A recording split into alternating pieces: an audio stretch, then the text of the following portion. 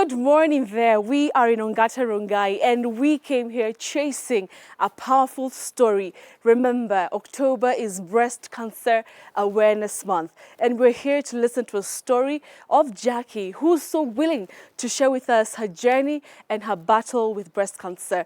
It is going to be a powerful show, I can bet you, and I'm really excited to bring this story to you because she wants all of us to actually understand what life is like with breast cancer. So, hey, let's go and let's listen.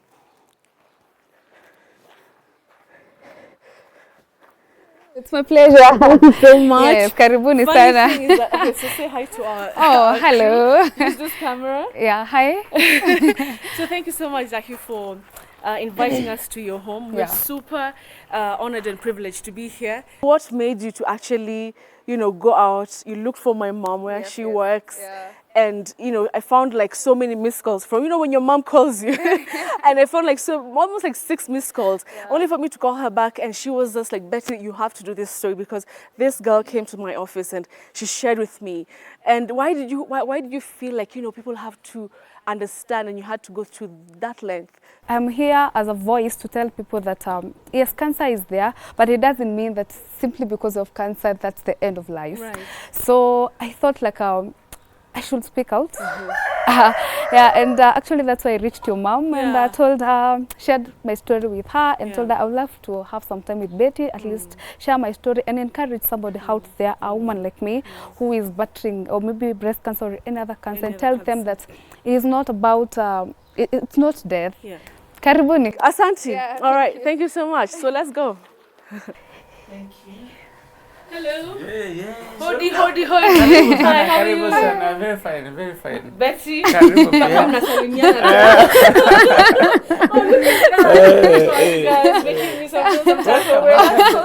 You guys were married in 2017. Yeah. No wonder, but lovey-dovey. All the time we've been here, just kisses and hugs, which is really, really sweet. So how's it been? How's being together, the union and everything, considering everything that you guys have gone through? It has been wholesome. Marriage is sweet, especially if you get the right person. Right. And I believe that this guy is the best. Like, look at the he's looking at you. He's just like, yeah. We are happy together. Right. How about you? Is that the same thing you can say? Yeah. He's so quiet. He's just like, yes. Yeah. Yeah. I can support that. Yeah. So sweet, the late person.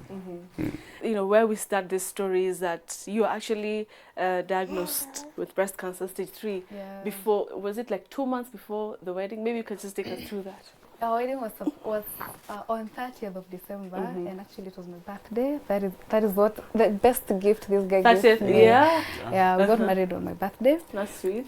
And before then, at around October, not October, August, I felt a very small lump on my breast, or rather, a swelling from the inside. How did you get to? Were you doing like a connect like a self test? No, you know when you're showering. When you're showering, and you're like, what's this?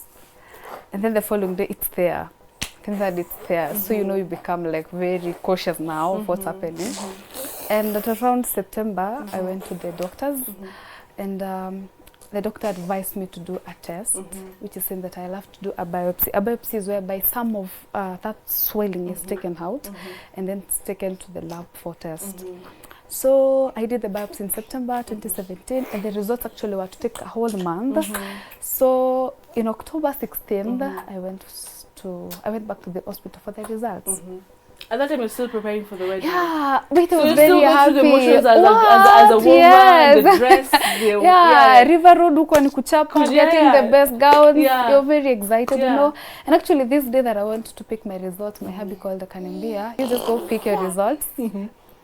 Come and so that we can have a sitting, we have to plan for our wedding, so I went to the hospital to pick my results, and upon reaching the hospital, I called the doctor, actually the surgeon who did the biopsy, and he told me come to this room. So when I went there, he looked at me, he knew I was getting married because he come from Meru, and we become close. Yes, exactly. And I had even carried the card, the invitation card for him. That day, that's it. Yeah. And at that moment, are you hoping for the best, or you there's something maybe intuition that made you feel like There was nothing in my mind, Yeah. like You didn't completely even- nothing. I didn't even think of anything. I just wanted to go pick my results, get back home so that we can have a can meeting continue. together with him. Hey, kufika hospitali, the doctor tells me, so here are your results, but I can't understand them. So let me call another surgeon who will explain to us further what is happening. Yes. So even at that point, he tells me that he wants to call another surgeon. There's nothing that was clicking in my mind. Another surgeon comes in and he's like, hey, baby Harusi, how are you? I'm like, hi, I'm fine. And then he calls another doctor. Yeah. And then he calls another doctor. And all of a sudden, there were like 5 of them What's going through your mind in at a that room. time? Betty, nothing. You were still like, okay, here comes another doctor and another doctor. Nothing. Nothing at all. So there are like 5 of them in a room. And then they're like, Jack, you know what? So all these doctors are very shocked because of this. And we are not very happy. No, now these are your results. And they're not the best results ever. Because you have cancer. Imagine Betty, even at that time, haikuni hit, like all of a sudden. Honestly, haikuni hit. I remember another guy came and held closely to me and held my hand like this because maybe he was expecting the worst out of me and the reaction. So he held my hand and told me, Jack, you know what, you've cancer. So nikauliza, so what are we going to do? And then they told me,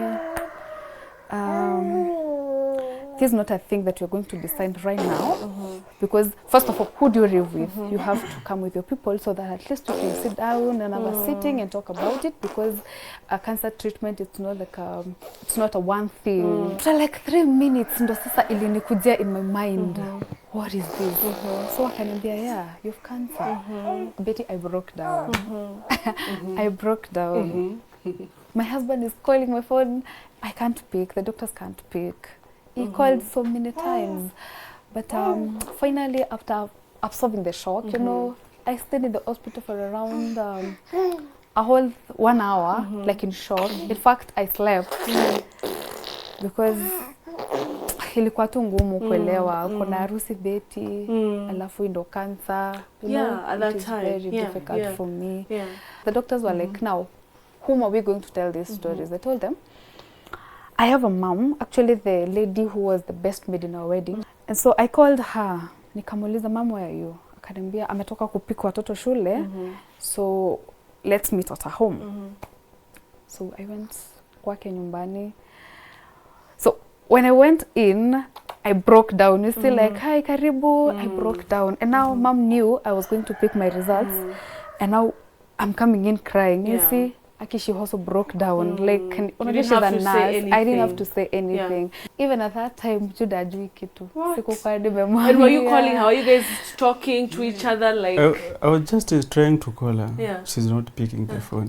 Now I'm like, mtu ajui leo tuko na mkutano. Yeah. And then sasa no, nashidwa, what's not happening?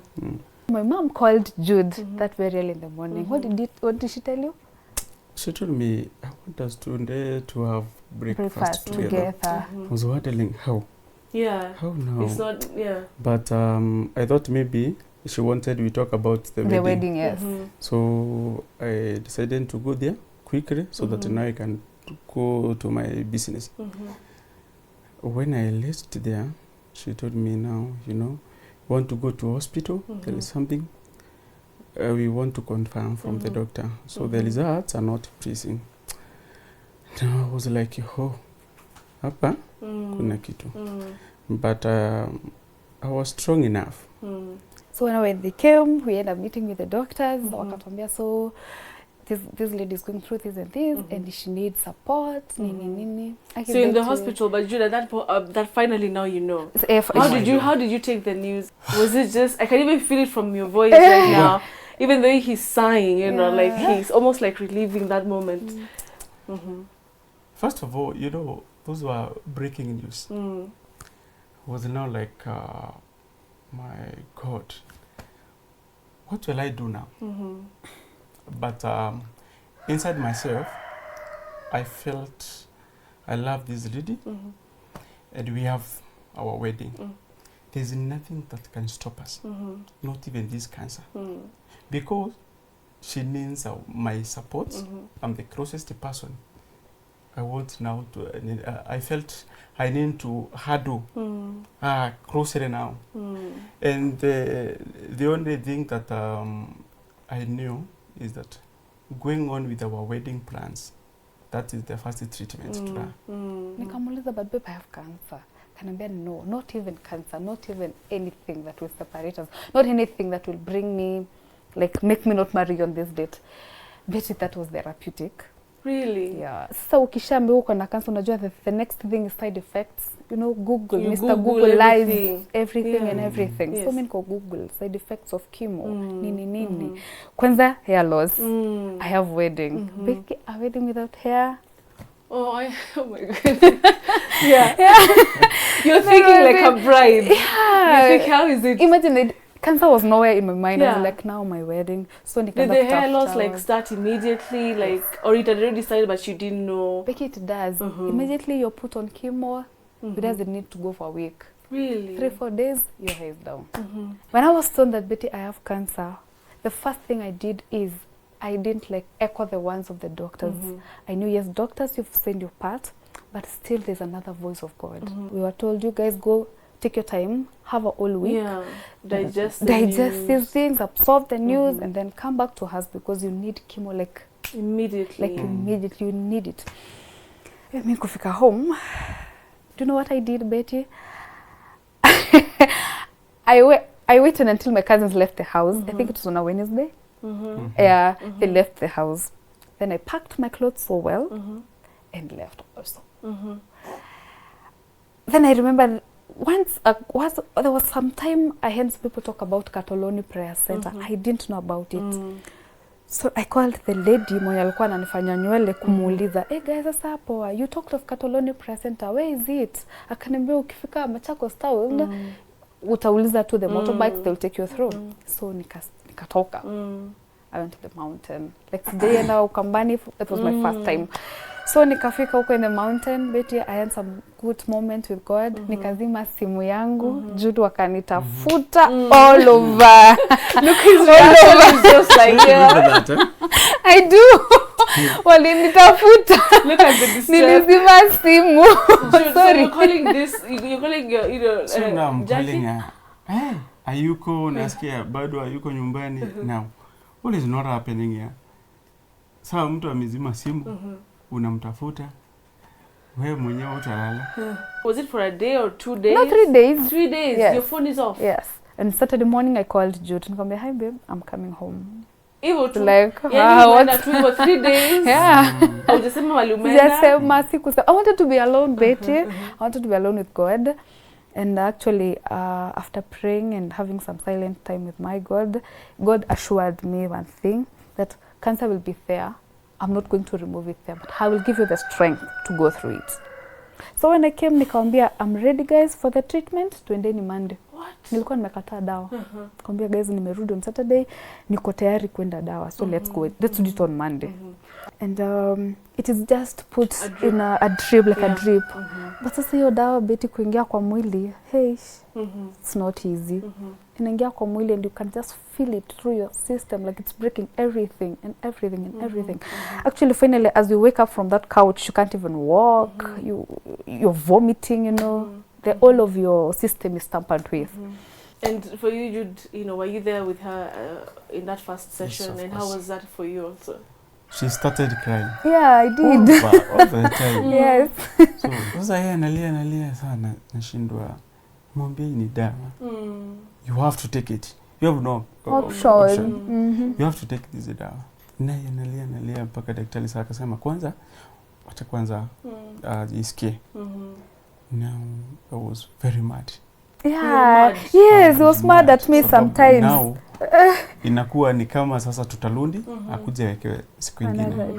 Na mimi ile kitu nataka ni saizi imalizane na hii kitu. Awekewe hii kitu. Tuanze hii mambo. And now she's really busy. Crying. Akienda kuwekewa kanula, sijui analia daktari until now I went there personally. Kaambia daktari leta. Nilikuwa nimekataa kudunga shindano. Akanidunga, waje alinidunga. So sasa nikamwambia wewe ukachukua akanidunga. Nikamwambia hapa hakuna kucheka sasa. It's me now. Wait. Nikamwekea kanya. Of course. Na wewe sasa wewe si daktari. Si daktari, but sasa unajua daktari wameshindwa kunidunga. You see, I'm crying. Yeah. So wakitafuta vena wapati. Wewe mwenyewe akasema haya sawa. Doctor akamwambia hebu leta. Wewe. Nitakuchapa. But let me ask you a question. When you're saying he got angry and like even going to that extent, anasema wewe daktari leta ndunga mwenyewe. Like did you feel like okay, he didn't understand, like the what you're going through? Exactly like, that. How scared you are. I think my worst enemy at that time is somebody who would come and tell me, I know what you're going through. How can you understand what I'm going through? You can't. And then it would be like, babe, no, I know what you're going through. I can try to relate to what you're going through. But I'm like, no, I will live with what I'm going through, Tafadhali, so give me time. What is it that, you'd want to say with regards to, like, say, a wife, a sister, a niece, a cousin, a mother, who actually has been told you're diagnosed with say, cancer, whichever cancer, breast cancer? First and foremost, give that person time to digest. Don't push onto these people because at our BT, it's not easy for them. So don't push them to the corner. Give me time. I'd rather give them time and then love them. Show them love. Show them love. Like, just be there for them like he did. Honestly, this guy, Betty, has been there for me and he has loved me even when, that time that you are not even lovable. That time that you cannot even tolerate. He has been there. And I was telling her, I must attend your wedding. I will be there. I'll attend it. I can assure you that. And, but... Wait a minute. Don't worry, I'll attend your wedding. Yes. I'll be there. Yes. I'll be there. I'll be there on time. Yes, and the wedding will be there. But the treatment first. Right. On our wedding day, Jude hakukuwa na socks. Acha kuambia na wewe. Honestly, alikuwa amesahau socks. I don't know, but hakukuwa na. Okay, there is a friend of mine. His mind ilikuwa tu nipate treatment and me tu nielewe tu. Sasa hapo na socks. Alipata baadaye, but in the morning ndo alinotice in his packing bag kumbe sina socks. Unajua, during that time, I was not remembering the wedding. Yeah. Financially, there, in the support of that, those scans that are made, every test, it's very expensive. Now, a week towards the wedding, I came now to realize now we have a wedding. Yeah. A week to the wedding. 1 week to the wedding. Sasa hiyo time ya wedding, nilikuwa nanyolewa kitu saa 6 na kumbuka sijanyolewa. So asubuhi sasa nikamwambia kwa amefanya makeup nini. Wewe sasa you doing your makeup, you just like But our wedding was okay. Though sikukuwa na nywele, a friend of mine alinisaidia na wig. I did a wig on that day. You can see our wedding photos. And then that day, you see the way makeup is done on your face and you glow. There was nothing like that because my skin had shed off most of it because of the drugs. My skin was all pale. You see that? Mpaka sasa ninapaka mafuta mingi kwa skin, at least nikae tu vizuri na glow kidogo. But people, you can see them my photo over there. Nilikuwa tunaka into different. And then on Sunday, we rested. Part of the day, and then on Monday we traveled back. And on Wednesday, Betty, I was supposed to go for another cycle of treatment. Honeymoon is hospital. Honeymoon ilikuwa hospitali. Yeah. Yes. So there was no honeymoon for us. We just stayed in the house. But the beauty later, Betty, one thing that I came to realize that time, love means a lot. We could make fun out of it. Says wako na side effects za dawa. Let's talk about the baby. Wow. And how much of a miracle this baby is. That's why she's called Zawadi. Yes. You realize you're pregnant when you're going through the treatment. Yeah. And you actually had been given drugs, at least so that you don't conceive. Yeah. But it happened. You conceived. Yeah. Tell us about that. And the fact that the doctors were telling you, like you have to, you can't keep this baby. Yeah. Tell us about that. So what happened is, I did the first surgery. After the surgery... In the surgery, it went through well. I did a lumpectomy. The doctors didn't like do a total mastectomy on the breast. They took some part of it at the upper corner. So wakatoa that part. And it was a success. It's for one breast. It was a success anyway. So after mimi nisha kuja kwa nyumba na nika heal, then I said, let me take my time, go back to the mountain to thank God, you know. I prayed and then told God, yes, God, I know you've healed me and I'm so grateful that it has gone well through. Now, when I go down the mountain, do something extraordinary, like just prove to the people and to them that surrounds me and to my husband as well as to myself that you are the God of my life. You know that? So when I went to the test, Betty, Dr. Akademi, we have, what are you feeling? I explained to them, you can be, let's run a pregnancy test. No, I can't be pregnant. No, but you're married. Yes, I am, but then I can't just be pregnant now. You know, that time you're, what, Betty? Watch I pimwe. I'm expected. I'm like, how? No, I'm not expected. Do it again. Like, no, see? Here it is. Yeah, it is. What? Okay. Nikarudi kwa nyumba. I didn't tell him. Again. Mpaka atoke church. Unajua naweza mwambia akue pale kwa madhabahu and then aache hapo. So I told him. Nikaacha. Nikamtext mwambia, but please after service, come very fast. There's something I have for you. So when he came, nikamwonyesha karatasi. Read. Positive. Sasa anasoma haelewi nini. Nikamwambia, I'm carrying your baby. He's like, huh? Yes, I'm expectant. Na nikajambia hata kukue nini, this baby I'm not terminating.